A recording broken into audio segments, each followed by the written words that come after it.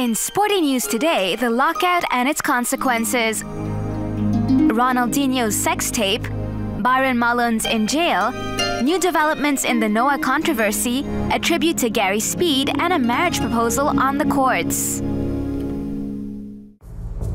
The lockout is over. The players and owners have come to an agreement regarding the distribution of NBA income 50-50. The season is set to start on December the 25th, just in time for Christmas. But this strike has had unexpected consequences.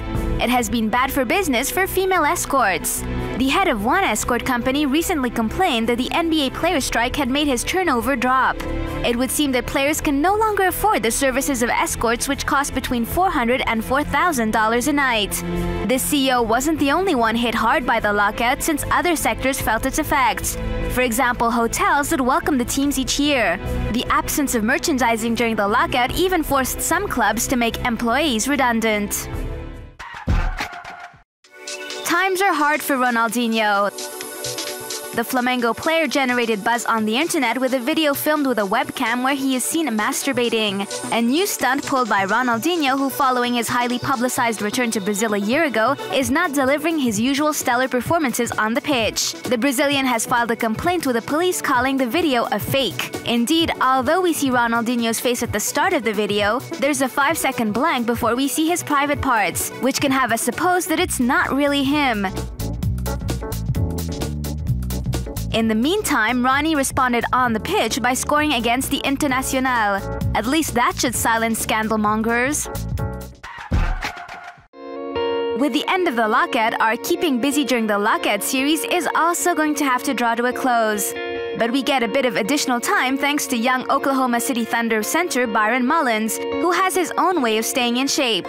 Since he isn't the biggest name in the NBA and therefore doesn't take part in promotional tours or exhibition matches, Mullens kept in shape by playing once a week in jail. Each week, the player drafted by the NBA in 2009 went to Ross Correctional Institute to play ball. Ideal training for him since the inmates work out a lot and are in peak physical condition. A rough game that suited Mullens perfectly since he's used to fighting to stay on top.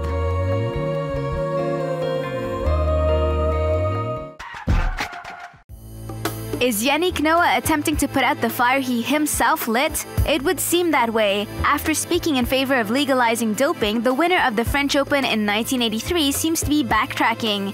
In an interview with Le Monde, he went back on his statements concerning the legalization of performance-enhancing drugs.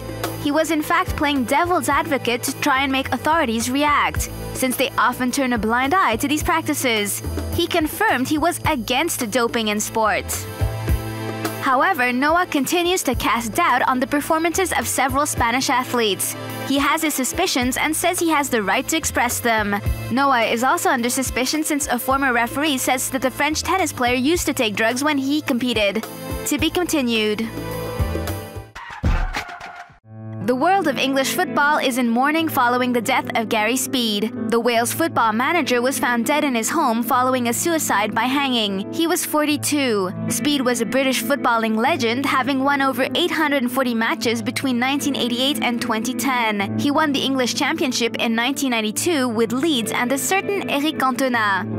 Many people have come forward to pay tribute to the man, and a minute's silence has been observed in the Premier League, in particular in Swansea Stadium, where 4 members of the Wales national team were playing. Shay Givens broke out in tears. Liverpool striker Craig Bellamy was too grief-stricken and was excused from the match. In Leeds, where he won his only championship title, flowers were deposited in front of Elland Road Stadium. We end this sporty news on a romantic note that comes to us from Spain. McKeither, an American basketball player who plays for Melilla, asked his girlfriend Samantha to marry him at the end of his match. With the help of supporters, the American giant kneeled before his fiancée and asked for her hand, cheered on by fans. Enjoy and prepare to shed a tear.